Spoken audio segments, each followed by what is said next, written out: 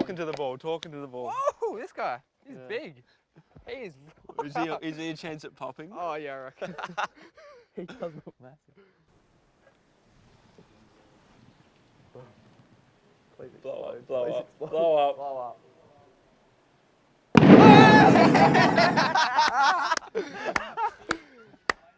Yeah, that one was.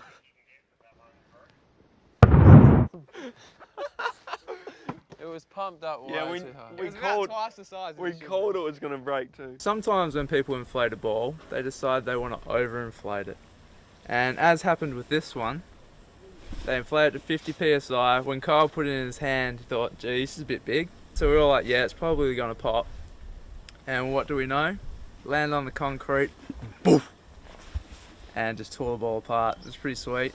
Nothing that we've ever had happen before, and the carnage was just pretty epic, as you can see. An exploded ball makes a great hat and a welding mask.